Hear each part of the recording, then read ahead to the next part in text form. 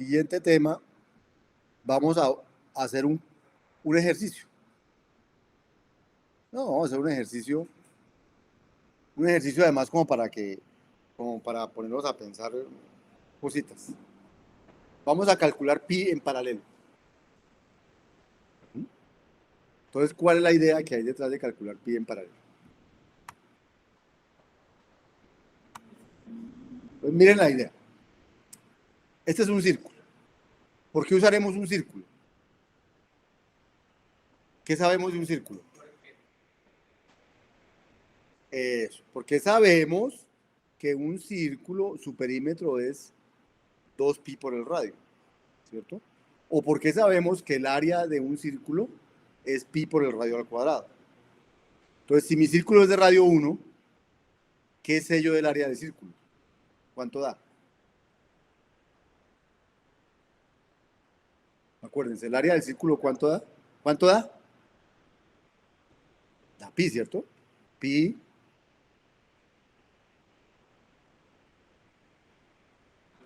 por el radio al cuadrado. Pero si el radio es 1, entonces esto va a dar 1. Entonces el radio va a dar 1. Entonces la área va a dar pi. O sea que si yo hago un programa para calcular el área de ese círculo, ¿qué estaría calculando? Pi. ¿Sí o no? Entonces vamos a hacer un programa para calcular el área de ese círculo. Y así calculamos pi. Bien. Entonces esa es la primera idea. Vamos a hacer un programa para calcular el área de ese círculo. Como es un círculo de radio 1, vamos a calcular pi. Ahora, segunda gran idea.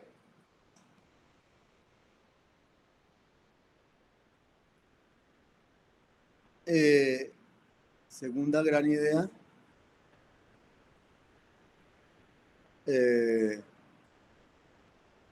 Eso. Entonces, este es el cuadrado en el que está encerrado este círculo. Este es un cuadrado del lado 1.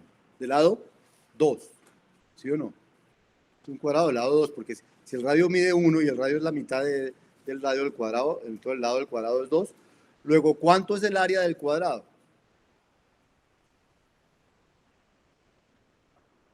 4, ¿cierto? Bien, bien, el área del cuadrado es 4.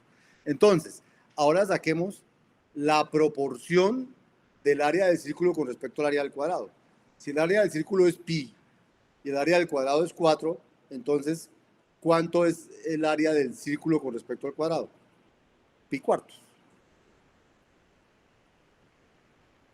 ¿Sí? O sea, pi es el área del círculo, 4 es el área del cuadrado. Entonces, ¿cuánto del área del círculo, del área del cuadrado ocupa el círculo? Pues ocupa pi cuartos. Pues lo que está claro es que pi es menor que 4, ¿sí o no? Porque ocupa menos que todo el cuadrado. Por lo tanto, pi es menor que 4. ¿Sí? ¿Y cuánto ocupa del cuadrado? Pi cuartos. Entonces voy a hacer un programa para calcular lambda. Pi cuartos. Por alguna razón dejó de presentar, ya les voy a presentar otra vez. Bien. Entonces, no, ni integrales ni nada, va a ser más sencillo, va a ser aleatorio. Va a ser aleatorio. Entonces, la idea es estimar lambda haciendo un muestreo aleatorio de puntos en este cuadrante y mirar qué porcentaje de ellos cae dentro del círculo. Entonces, bien, la idea es la siguiente. La idea, vamos a empezar a generar puntos aleatorios. Pin, pin, pin, pin, pin, pin. Voy a poner puntos aleatorios aquí. Pin, pin, pin. O sea, en este círculo, en este cuadrado voy a generar puntos aleatorios. Entonces, como los he generado aleatoriamente, uniformemente, entonces ellos están uniformemente distribuidos ahí. Entonces voy a contar cuántos hay adentro. ¿Cuántos quedaron aquí? 1, 2, 3, 4, 5, 6, 7, 8, 9, 10, 11. Quedaron 11 adentro del círculo. ¿Cuántos quedaron por fuera del círculo? Quedaron 5 por fuera del círculo. ¿Quién me dice cuánto da 11 sobre 5?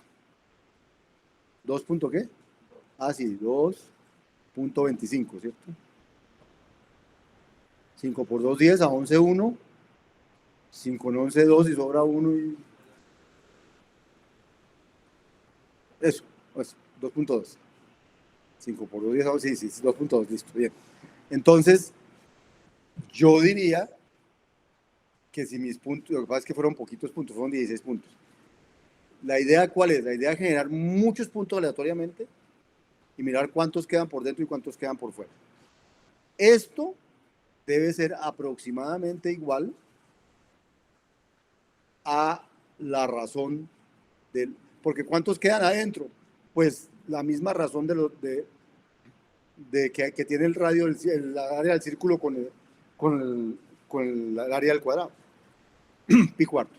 O sea, esto debería ser aproximadamente, digamos, pi cuartos. O sea que si yo multiplico esto por 4, me daría 8.8.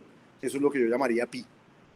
Con este ejemplo que hice a mano, pues la cosa no funciona bien, ¿cierto? Pero vamos a hacer eso de verdad y van a ver cómo funciona. Entonces, lo que queremos hacer es eso. Entonces, miren lo que vamos a hacer. Monte Carlo. Entonces, ya.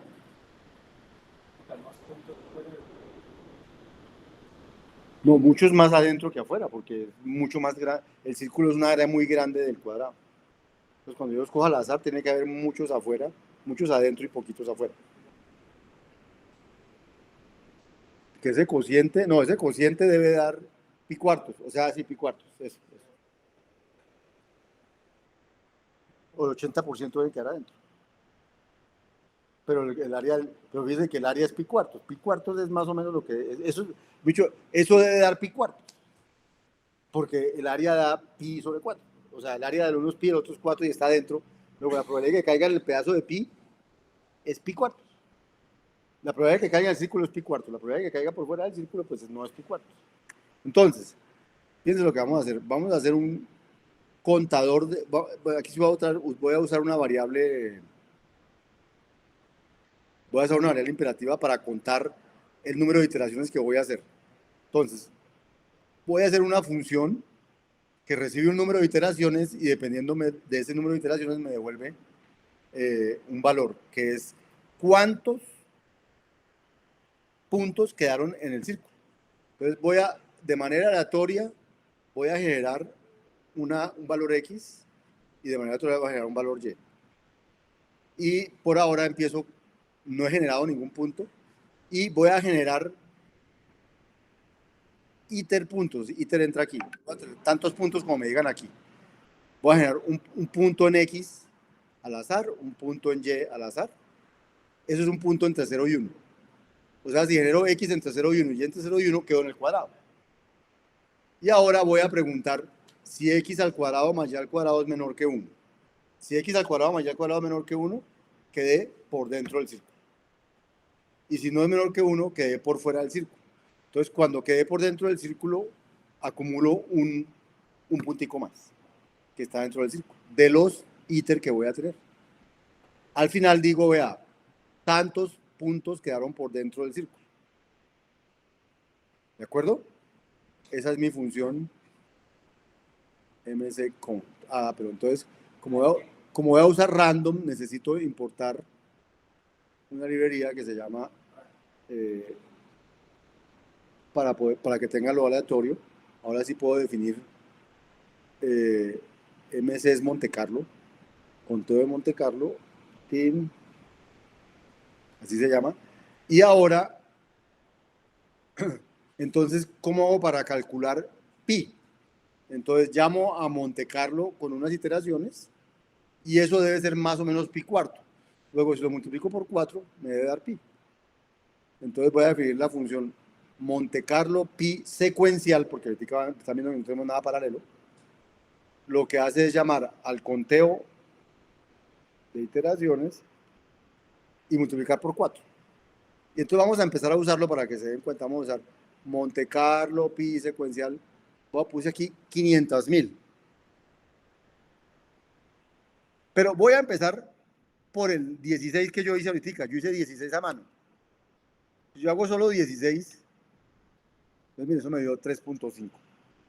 No está tan lejos, no está en el 8.8 que me dio a mí, pero está lejos de ser pi, ¿cierto? Hagamos más iteraciones, hagamos 100. 3.2, estamos más cerquitas, ¿sí o no? Entonces, hagamos más muestreo, hagamos 1000. Y ahora se bajó. Hagamos más muestreo para que la cosa sea más... eh, voy a hacer que hay ahí 50.000. 50.000 o 500.000, dice. La semilla se planta por allá sola cuando yo creo el random. Mm. Miren ese. Yo voy a llamar el mismo. Obviamente no da lo mismo porque estoy usando aleatorio. O sea, eso que es una función, realmente no es el concepto de función, porque la función cuando llamo con el mismo parámetro me va a devolver lo mismo. ¿Sí? Esto es probabilístico, pero lo interesante del asunto es que me está aproximando pi, ¿cierto? Y miren que ya no se baja del 314. O sea que con ese 500.000, bueno, 313, 314, con ese estoy muy cerca de los primeros dos decimales del pi. Solo una vez no me ha dado. ¿Sí? Entonces, ¿entendieron cómo calculamos pi? Bien, ese es pi. Ahora que ya sabemos cómo calcular pi,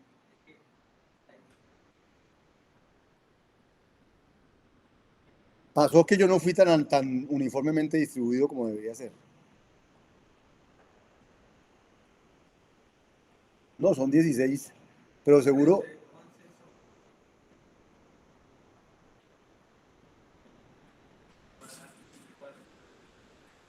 Ah, tienes razón, aquí dice esto mal. Sí, sí, sí. ¿Cuánto da 11 sobre 16?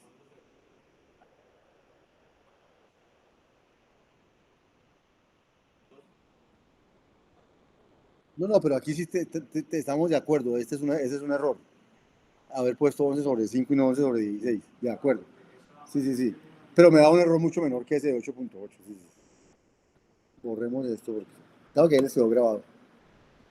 Pero ya saben que es 11 sobre 16. También quedó grabado cómo se corrige. Bien.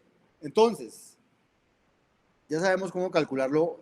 Entonces, ¿cómo lo haríamos en paralelo? Entonces, miren la idea en paralelo. ¿Cómo lo haríamos en paralelo? Tengo que hacer 500.000 ejemplos. 500.000, eh, sí, ejemplos de dónde cae. Entonces, en lugar de generar 500.000, 1, 2, 500.000 en secuencial, podría generar 250.000 y 250.000 en paralelo. O 125.000, 125.000, 125.000 en 4. ¿Sí? Bueno, entonces, eso es lo que vamos a hacer aquí. El paralelo va a ser muy parecido al secuencial. La única diferencia es que voy a dividir sobre 4 el número de iteraciones y voy a hacer 4 llamados a iter sobre 4. 1, 2, 3 y 4 llamados. Le voy a hacer los 4 llamados en paralelo. Ahorita ya vimos cómo hacer 4 en paralelo, ¿cierto? Son 2 paralelos en paralelo. Bien. ¿Por qué este último dice iter menos 3 por iter sobre 4 y no iter sobre 4? Fíjense que todos es la cuarta parte de iter, la cuarta parte de iter, la cuarta parte de iter. Digamos que iter fuera 500.000, como estamos diciendo. 500.000 sobre 4 da 125.000, 500.000 sobre 4 da 125.000, 500.000 sobre 4 da 125.000. Y aquí dices, multiplique 3 veces 125.000, o sea, da 375, y haga 500 menos 175 da 125.000. ¿Y por qué no puso iter sobre 4 ahí?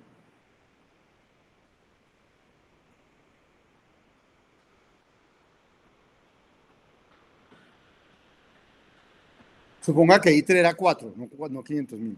Entonces aquí me he dado 1, 1, 1, y aquí me he dado 4 menos 3 por 1, o sea, 4 menos 3, o sea, 1. Entonces, ¿por qué no puse iter sobre 4, sino 3, iter menos 3 por iter sobre 4? ¿Qué pasa si fueran 5 iteraciones? ¿Cuánto da 5 sobre 4? Bueno, ¿cuál entero da 5? Porque estamos dando enteros. El entero más 5 sobre 4, ¿qué entero da? La división entera da 1, ¿cierto? 5 dividido 4 da 1, algo. sea, el entero más cerquita es 1. Entonces aquí va a dar 1, 1, 1. Y si yo pusiera aquí 1, haría 4 iteraciones, no 5. En cambio, como pongo 5 menos 3 veces las otras, me da 5 menos 3, me da 2. Entonces haría 1, 1, 1 y 2. O sea, haría las 5000. El problema es que cuando el número no es múltiplo de 4, el número de iteración es múltiplo de 4, entonces iter sobre 4 pero no da un entero. O sea, iter sobre 4 va a dar un entero, pero no va a dar un entero que multiplicado por 4 me dé el número de iteraciones, porque no era múltiplo de 4. Entonces, miro cuántas iteraciones he hecho y hago las que me faltan. ¿Ah? Sí, pues esto es lo mismo. Parece, va a dar lo mismo. Pero bueno, entonces este es mi Monte Carlo paralelo. Hacer 4 iteraciones por paralelo, luego sumar cuántas dieron en el blanco, multiplicarlo por 4 y dividirlo por el número de iteraciones y eso me da cuánto da el paralelo. Y entonces ahora corrámoslo en paralelo.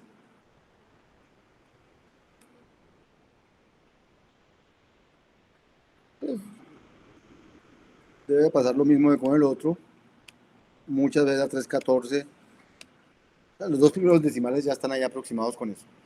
¿Listo? Es el mismo Monte Carlo en secuencial, pero en paralelo. ¿Qué cambió? Que paralicé unas cosas. Al ojo no cambió nada. O sea, desde el punto de vista funcional, está haciendo lo mismo. Desde el punto de estar devolviendo el mismo resultado que devolvería a hacer 500.000 en secuencial. Pero lo que sí es diferente es que lo está haciendo en paralelo. ¿Dónde ve uno la diferencia? Pues cuando midamos tiempos. Mientras no midamos tiempos, no vamos a ver la diferencia.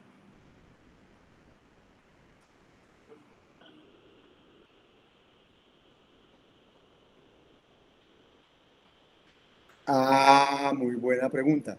Eh, lo que tiene que esperar que todos terminen es esta suma. O sea, mientras él no tenga el valor de estos, esta multiplicación no se va a poder hacer. O sea, de alguna manera sí está bloqueado, pero está bloqueado es aquí, en esta ejecución. O sea, no está bloqueado aquí, aquí ya está cada uno funcionando. Lo que pasa es que el resultado de esta primera va a caer en pi 1, el resultado de la segunda en pi 2, en pi 3. Como estas no tienen nada, no tienen valor, entonces está bloqueado ese cálculo. No va a terminar. O sea, o va a decir error en el cálculo. Si en pi 2 no llega a un valor, cuando él va a tratar de sumar, él va a encontrar un error. No llega a un valor esperado, pues un entero en este caso. ¿Listo? Bien. Entonces, queremos medir el tiempo para ver si nos va mejor. Entonces, para medir el tiempo, vamos a usar otra librería. Ya usamos Common para el Parallel. O sea, hay otra librería que viene aquí que se llama org scalameter. Entonces, org scalameter es una librería que me permite medir los tiempos de ejecución de un programa. Uno podría medirlos, hay funciones más sencillas que le pide a uno el tiempo del sistema y que luego el tiempo no sé qué, que los resta y le da el tiempo que se demoró.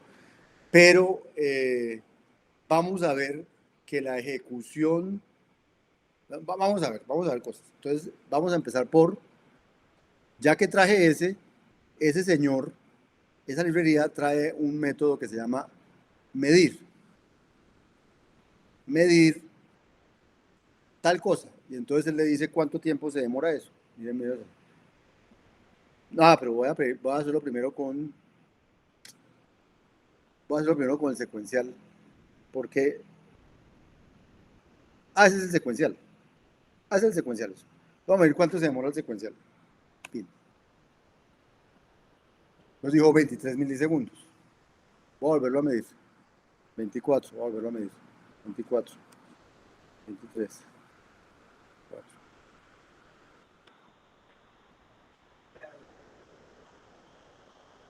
Pero más o menos va dando lo mismo, ¿cierto? Pero mira, una vez dio 25, 27, 28, 27, 28 se subió, 28, 27, 28, 30. Bueno, entonces, ¿qué es lo que sucede? Sucede que, pues cuando eso está ejecutando, están ejecutando otras cosas en el computador, no sé qué, todo influye en el asunto, ¿cierto? Milisegundos, milisegundos. Entonces, y eso va a pasar en cualquier computador, porque hoy día cualquier computador está haciendo muchas cosas al tiempo, no está haciendo una sola cosa al tiempo. Entonces, estas librerías, como org scalameter, vienen para tratar de entregarle a usted un tiempo más o menos real de lo que se va a demorar eso en promedio. Esa es la idea. ¿Sí? Por eso no medimos los tiempos. Entonces ya vamos a mostrar más cosas sobre los tiempos, pero digamos, esa dio la secuencial, ¿cierto? Ahora midamos la paralela.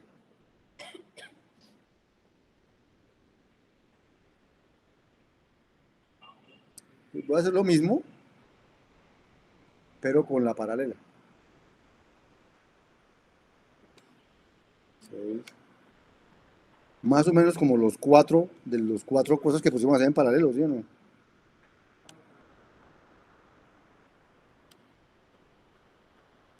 O sea, ¿valió la pena hacer paralelismo o no? 4 veces más rápido, más o menos. Porque hicimos 4 cosas. No siempre da la cosa así, porque hay una gestión del paralelismo y cosas, pero fíjense que ganamos bastante tiempo.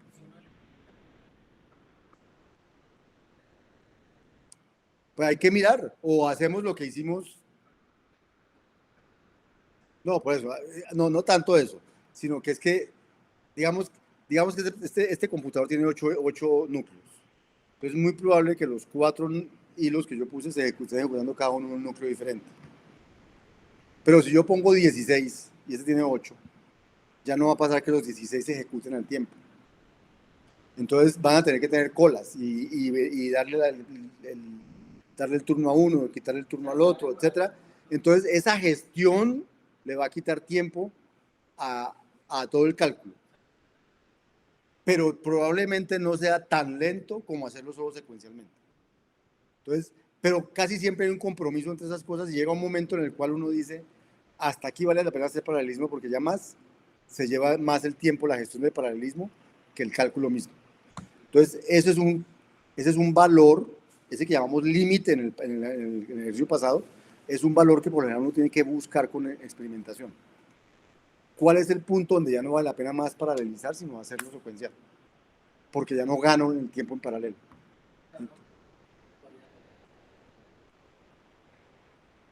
Ese es un punto donde va a tocar empezar a jugar con eso. Y uno podría decir, bueno, sáqueme los tiempos de esto, y que uno dice, aquí es donde la cosa empieza a quebrarse. Entonces, este es mi punto. Lo puede hacer con una función, por ejemplo. Por ejemplo.